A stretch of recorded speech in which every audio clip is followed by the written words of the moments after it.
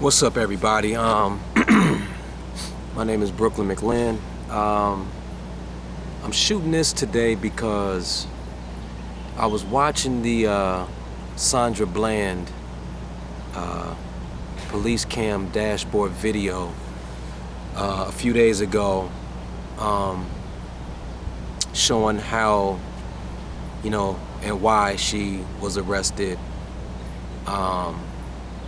And I thought the video was really interesting because as an actor, we understand character and scenes and how things are set up in order to portray it.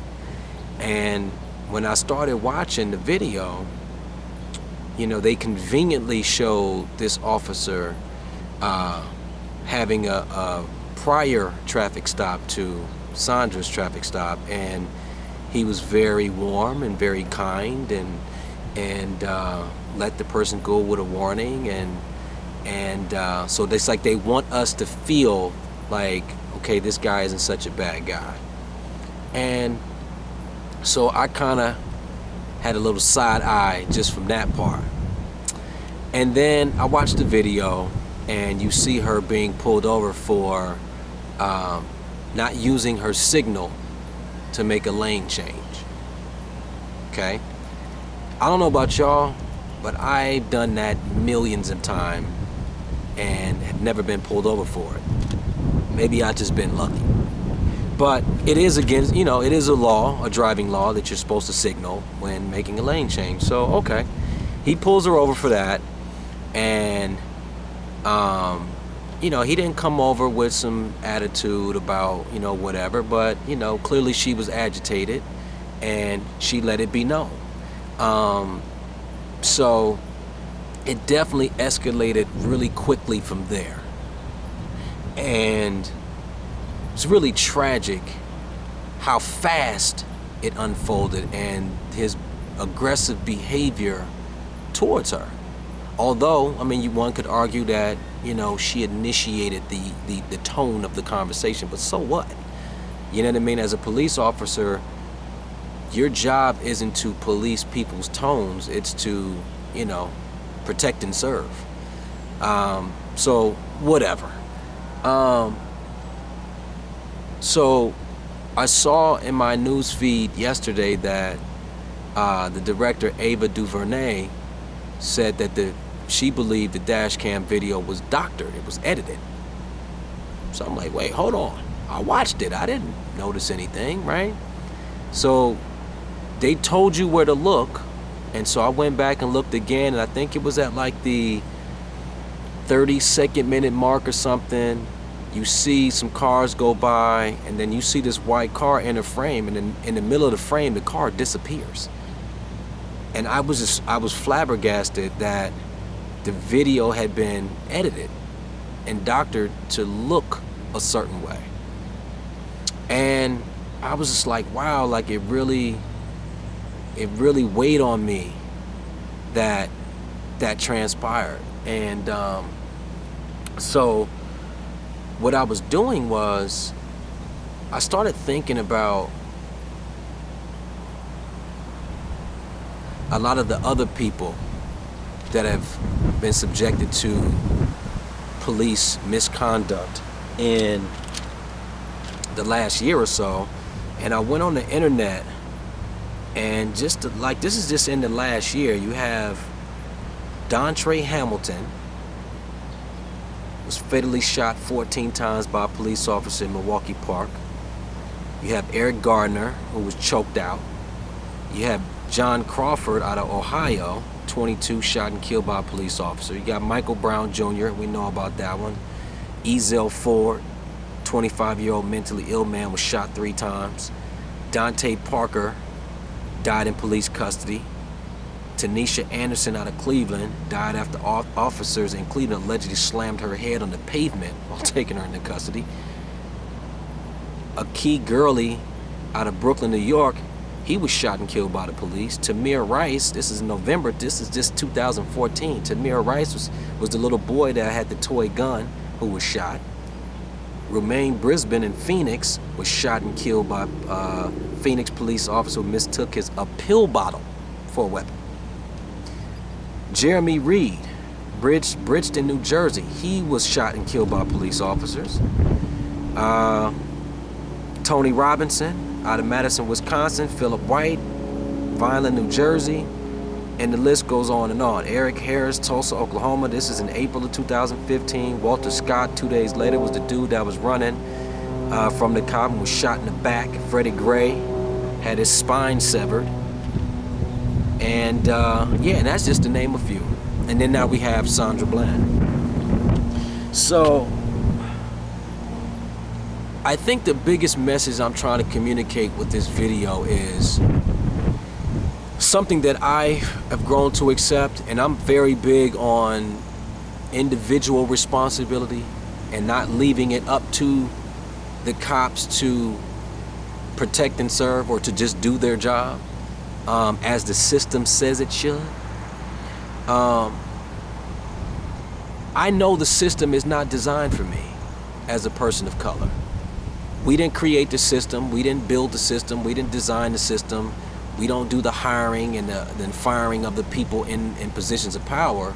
So I don't look to the system to do what it says it's going to do for me, okay, as a person of color.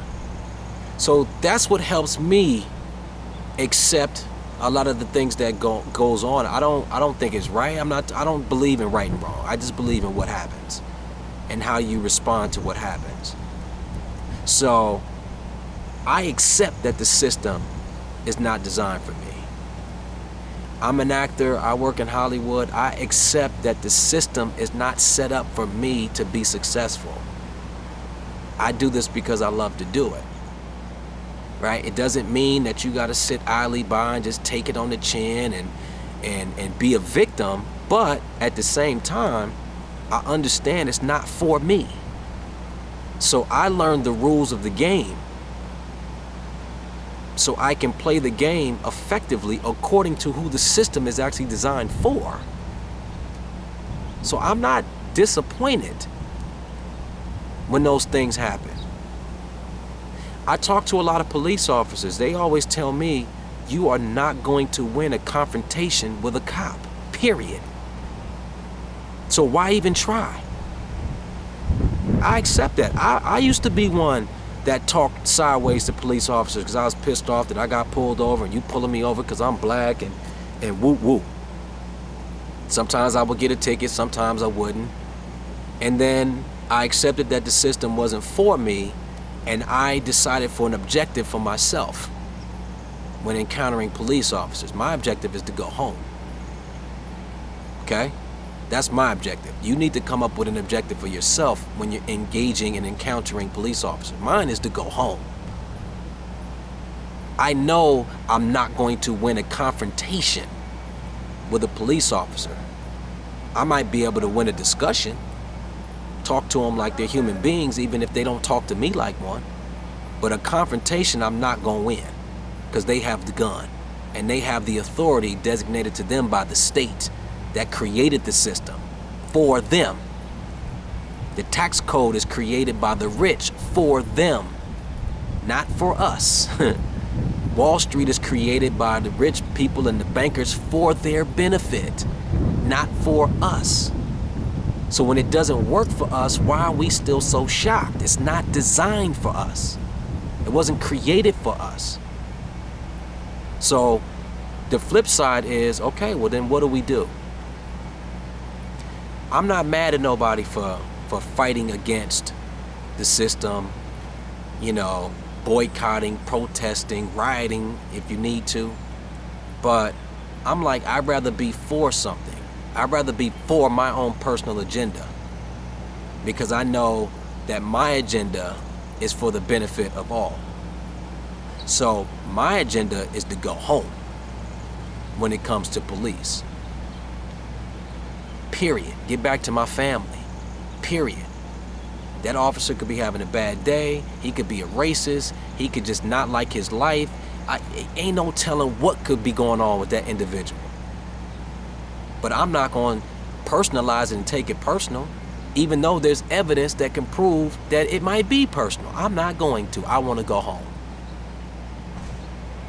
I'm going to teach those around me by being an example of how to do that, be better, improve themselves, educate themselves, so they too can be a part of this system and not be so frustrated with it. This is a game. The system is a game, and there are rules to the game. We don't have the same set of rules that the system creators have. Our margin of error is damn near zero as people of color. We didn't create this. We built this country physically, but we built it for the benefit of other people through slavery. So that's all I'm saying. Like, I do scratch my head and wonder, like, when is it gonna stop? But it's not going to. This is the history of our country. It's been that way for hundreds of years. The best thing that we can do as people of color is look out for one another. Understand that you can't win a physical, argumentative confrontation with a police officer. I haven't seen one person win that yet. Have an objective, go home. Okay, but I understand shit happens, man. I understand shit happens. I make things sound very simplistic and very easy, and I understand shit happens. Okay? And I just want y'all to know, for me personally, if I happen to get arrested and put in police custody, and if Brooklyn Mclinn happens to come out dead, if I die in police custody, I'm telling you, and it's on record right now, that I did not commit suicide. I was not being aggressive. I was not being confrontational. I did not reach for the police officer's gun or his taser. I complied. I was not resisting arrest. Okay? That's what I'm telling you if I ever die in police custody. And maybe if we shoot more videos like this and get the word out and start a revolution that way, then, let's see what happens. The media is going to try to tell you that they're going to badger my character to try to justify the police's actions. I'm telling you it's a lie.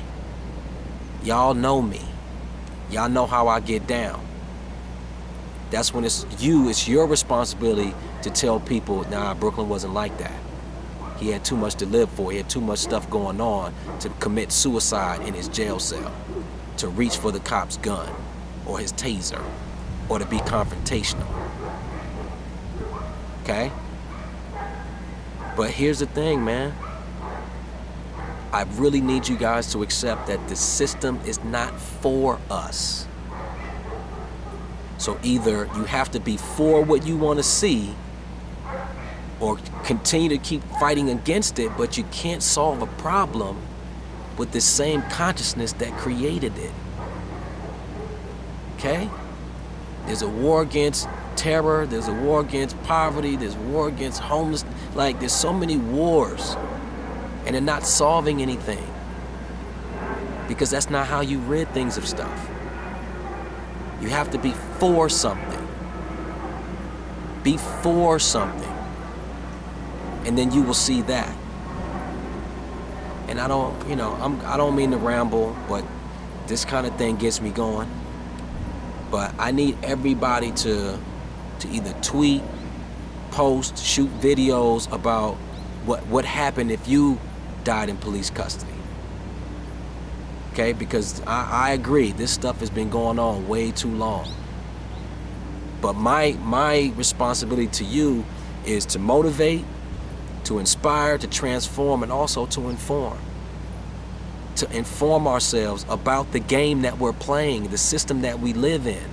We did not create this. It's not for us. So you have to figure out what your objective is going to be. Mine is to go home and to live a happy, fruitful life. And I'm going to do that by being an example for people to follow. And that's something that we all can do. We all have a voice. Okay, I don't care how you use it. I'm gonna use my voice to be for something, to be for peace, to be for going home. Okay, y'all take it easy. Peace.